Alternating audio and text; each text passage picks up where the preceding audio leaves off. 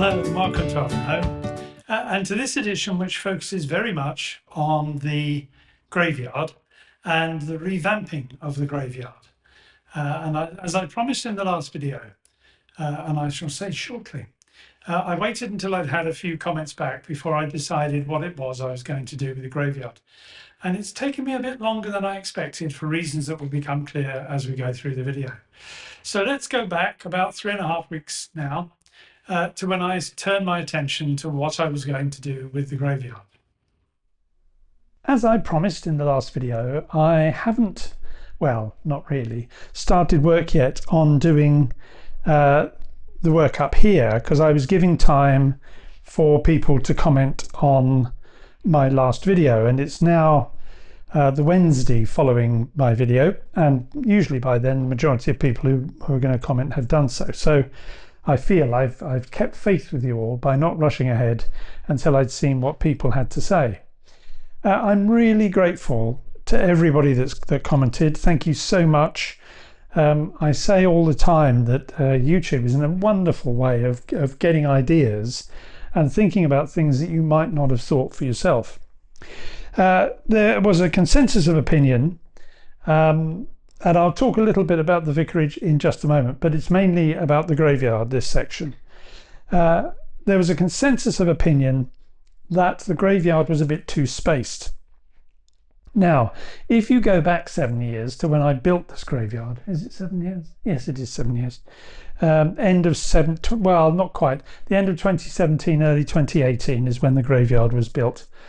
My original idea was that this graveyard up here is now full and it's not accepting any more graves. And I think at the time I knew that the graves were very well spaced for a full graveyard.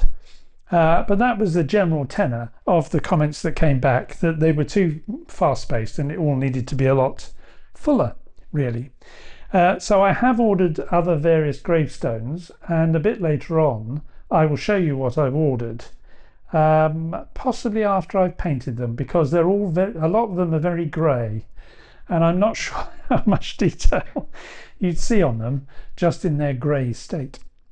A number of people thought that you needed to have a cameo scene or something in here, and some suggested a burial. One of the reasons I decided that the graveyard was full was so that I didn't have a burial taking place. Largely because when I looked at the burial kits, many of which are white metal, well, they're either white metal kits if they're UK based, or they're very European looking if they're from places like Germany, the sort of Faller kits, that kind of thing. And I don't like any of them, and I'm not going to put something on the layout that I don't like. So I'm going to stick with that this graveyard is nearly full, but I do have an idea, and I'll show you when I show you the gravestones, for a cameo scene, which will be just about the right time by the time I get this finished to put it on the layout. So as I promised, I haven't done much, and what you can see in terms of the little pock marks all over the grass was last night. So as I was beginning to think about what I would do, and then I decided, oh, I better do some filming. But let me just quickly talk about the vicarage. The vicarage, quite a number of people suggested about excavating through the board underneath the vicarage and trying to fit in a light box, essentially put against one window somewhere, a light, and seal it somehow. And the thing is, that would be a bodge, really, because if I was going to put lights in that thing, I would want to do it as well as I've done it in other buildings, and have one or two where you could see into and put some furniture in. And if I can't do that, and the only way to do that, rather, is to completely rebuild the building. And I have no enthusiasm for rebuilding the building, because I think I like that building, and I have, most unusually for me, a sentimental attachment to it. So the building is, the vicarage is not going to see any change. I'm musing how I might put some light in that part of the board. I will put a further lamp down under the tree, which you can't see, the one that's standing up, not the one that's fallen over. That's coming down into the graveyard. So what I started doing last night was just seeing actually how well held in the graves were, and quite a few of them came away quite easily. Given what people had said about it really needs more graves, I think what I'm going to do is probably remove all the graves. Now it does give me these little, if I show this, I'll show one that's on camera, these little pock marks. It looks like Burke and Hare have had a field day around the graveyard. And oh, that's just given me an idea. Maybe I should put a watchtower in the graveyard. So anyway, I digress. And I think what I'm going to do is I am going to lift all the graves. I'm not going to lift all the grass because that does seem to be pretty well stuck. But by getting rid of all the graves, I will have the opportunity then, I think, to put some other patchy grass perhaps over it, to break up the greenness of it, to have a few longer lengths. The alternative to that, I've just thought, is to clear the grass off, because one thing this doesn't have, it has this path coming in, but a lot of graveyards have other paths leading to groups of graves to allow people to walk round when it's wet, and it may be that it needs that too. Well, that needs thinking about, but I certainly am going to try and lift all these graves before I think about lifting the grass, because it may be that the graveyard, you know, it's all or nothing. That I will be, these two trees over here I think are goners. That one's a goner, definitely. That one's not too bad. That one's a bit spindly and has lost all its leaves. I think that can go. These three are going to go, and that, well, I'm not really sure what that is. I think that can that can go. I have bought some other trees from the model tree shop. Lots of people recommended them, particularly some of you who commented on the Engage forum, and thank you also to the people on the Engage forum. They gave me some lots of useful links and things, particularly to Chris. And I'm going to work on this over the next few days, and then I'll show you, once I've painted them up, the next load of gravestones. And if I can get the design in my head, I'm thinking about building some family vaults to go on here. Not the Gothic horrors that are so beloved of the Victorians, if any of you have ever been to Highgate Cemetery. But earlier ones were much plainer, though still with some decoration. Inevitably, the hard part of that is getting the architectural features that you would find. So Corinthian columns, pediments, that sort of thing. And you just really can't get them in N scale. They're quite hard to get in 00, to be fair.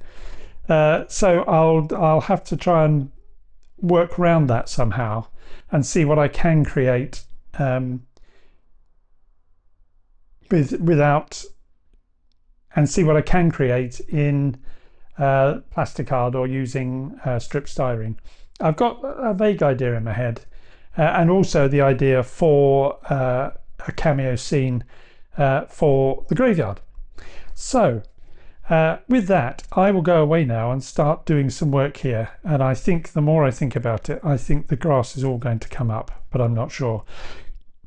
You stay on the edge of your seat and you will discover what it is I finally decide to do. As you might have guessed from the end of the last section, all the grass did go. It was interesting when I started removing, I got all the gravestones off and there were the little pock marks, and I just thought that it was going to be so much simpler to do it afresh, except the bulk of this came off relatively easily, and it was right at the beginning of when I started using static grass. And it's fascinating the difference in the quality of the work between when I started the bulk of this and this bit here. And you can see that it's got, the grass is still on there. That is because this church, of course, replaced the Metcalfe one that was there. And when I got the Metcalfe one off, lots of grass and stuff around it came away. And I redid it, but I redid it with slightly shorter grass to be the stuff that was around, although it blended in overall. So this is much better quality work. And this is not for shifting, not very easily. The bulk of this seemed to come off in 2 layers. So I'm not quite sure what I was doing there. I obviously just didn't use the layering spray properly, but has largely come off. Some of it has required a bit more work to get some bits off, where I think I must have used big blobs of glue initially. And I will repaint this now. I've got most of it off, and what's there is not for shifting, so I think I'll just repaint over the whole thing, because when I then put the next grass on. The other thing is that I think it needs many more trees in there than I had.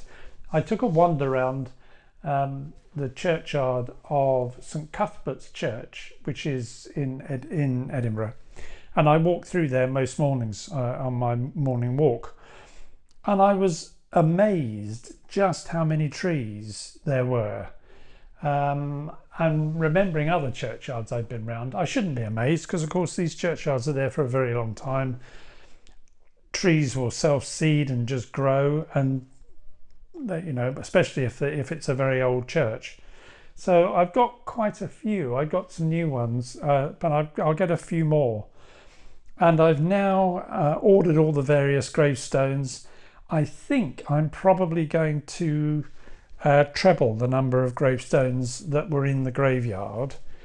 It probably still won't look full, but with the trees as well, I think that may look much better. And it will give me the chance, as I said it would. All these trees have gone and they're not coming back, not least because the moment they were released from the board, they started shedding leaves like they were like autumn had sort of come all in one day. I can fill this in better because I couldn't get at it because of the trees that were there, and do around here. I have also, you probably can't see too well, under the tree here, I've put the lamp in. That's not wired in yet. It's the job I've got to do. And when I lift this off, I'll show you what it's like underneath. And if I put up here, because I took this off obviously to get that light in, just so you can see now what it looks like underneath here. And it gave me the opportunity to give the track a good clean. It wasn't in too bad a state, I have to say, but it's all been given a good clean and hoovered up any loose ballast and stuff. So the next thing for me to do is to get that light working. And I think I will come back for you the next time when I'm about to start work on putting the scenic grass in here, because I have an idea which I want to see if it works.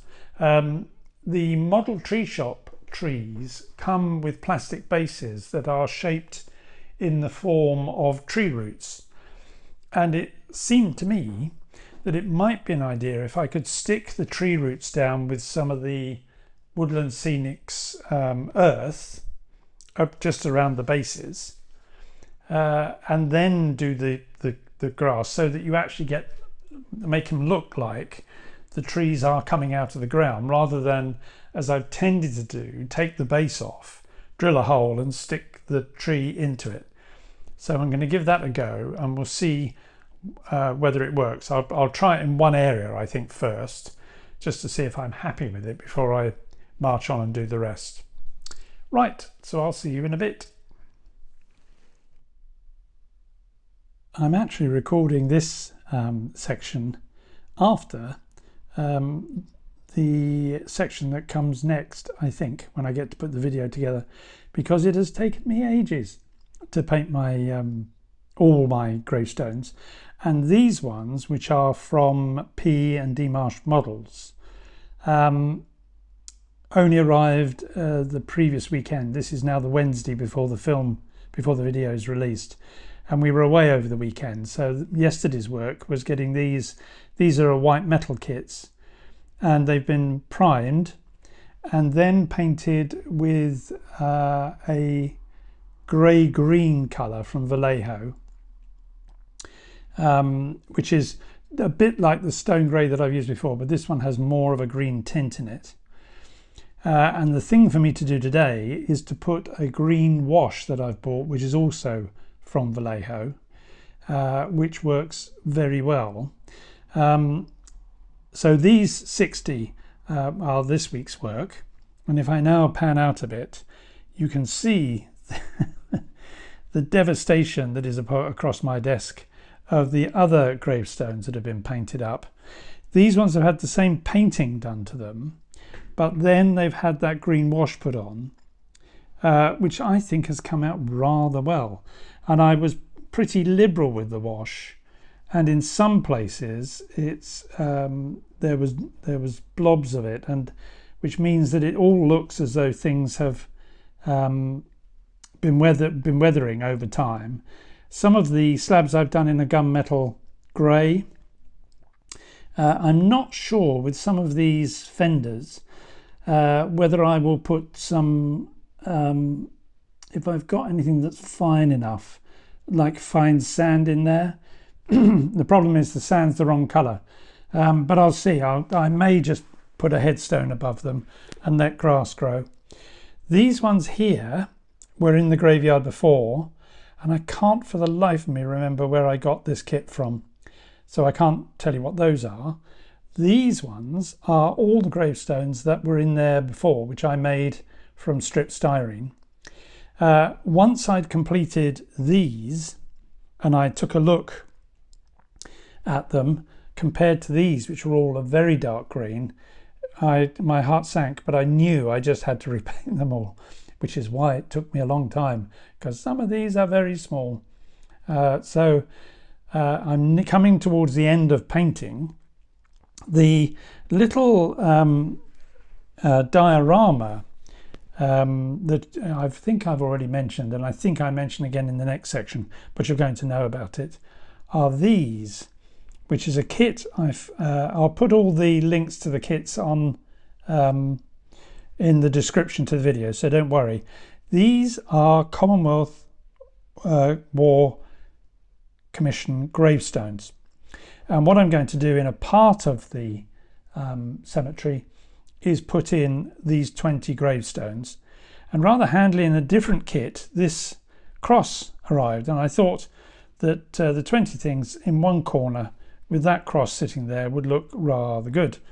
I don't think I'm going to do anything.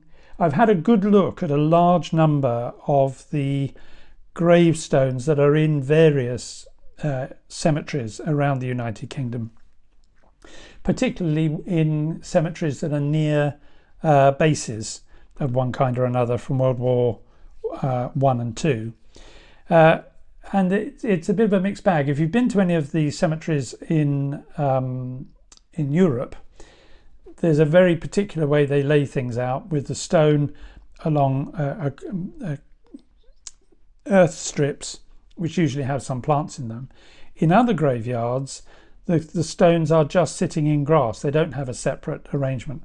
And I'll make my mind up when I come to decide precisely where this is going to go, how much I delineate this from the rest of the graveyard.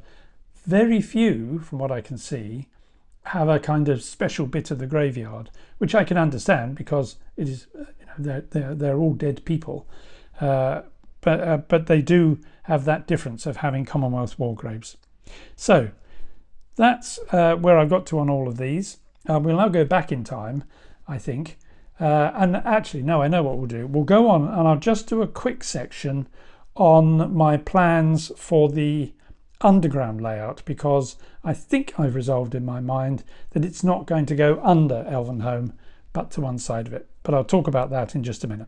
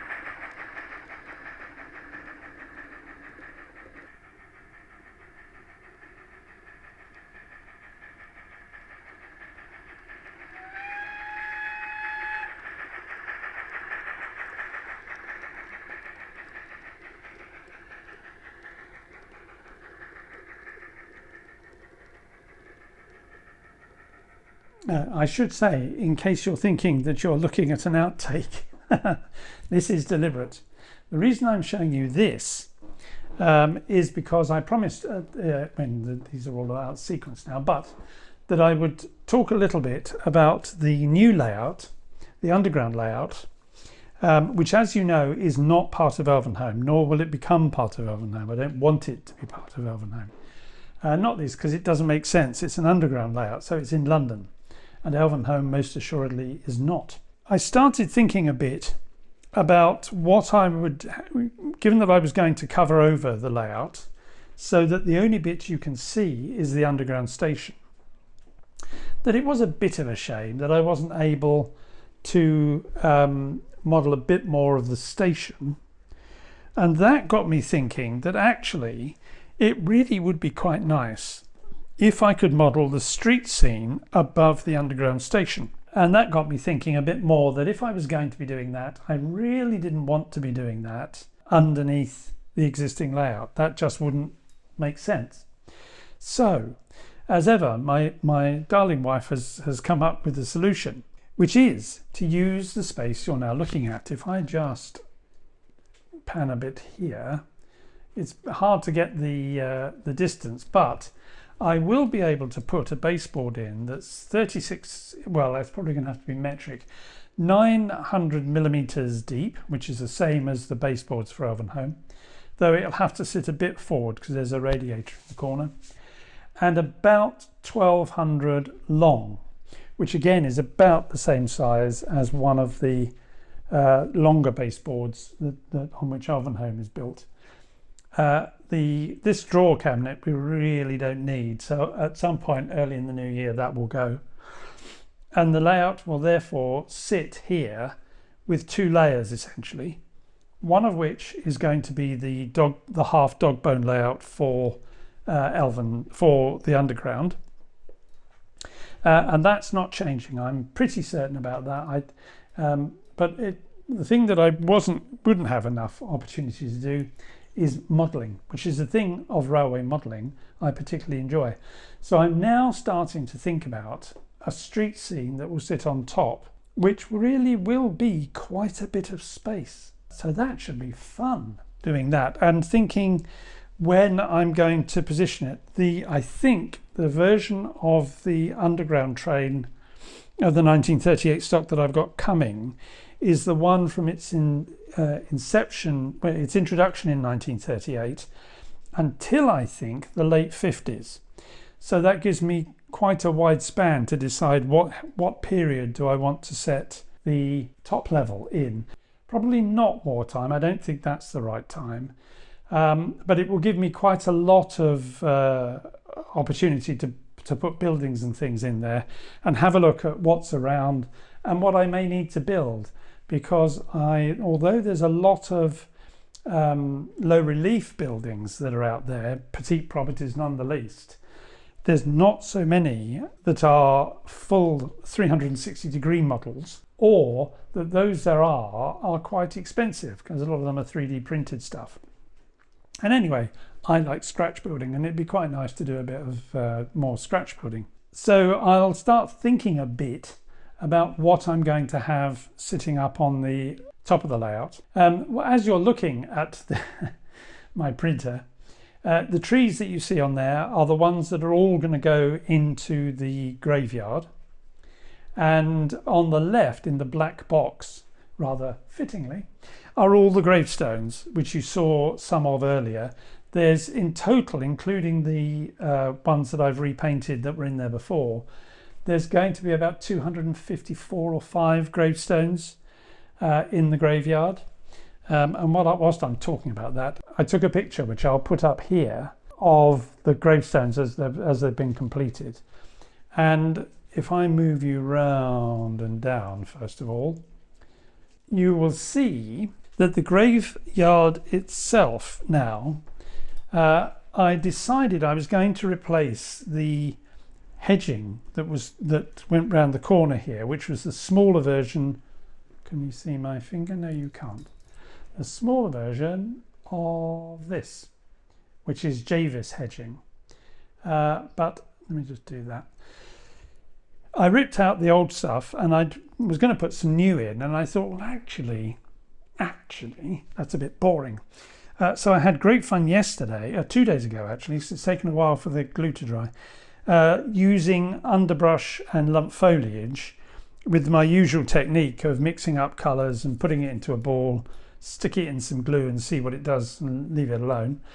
And I'm really pleased with the way that's come out. This looks like a very old graveyard, and they've just let the boundary hedging and stuff do what it wants to do.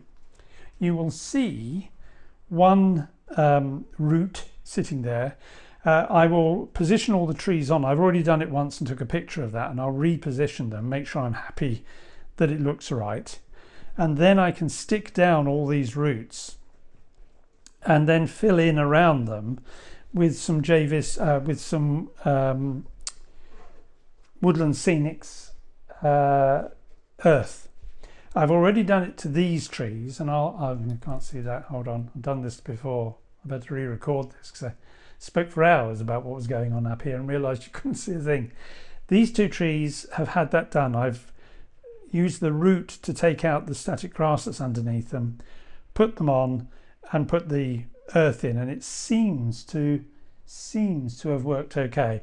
I can't show you it just yet because they're still drying, so I don't know whether it really has come out how I want, but that seems to be the right sort of thing. While I've got this in this view, you can see the lamp that's gone in here to give light in that corner. This tree has to be stuck in, which I've forgotten to do, because that's a new tree that's gone in there. And I'd forgotten this little one, which was in the tree pack that came from the model tree shop. It's a rather neat little thing, so that's going to go at the front of the vicarage.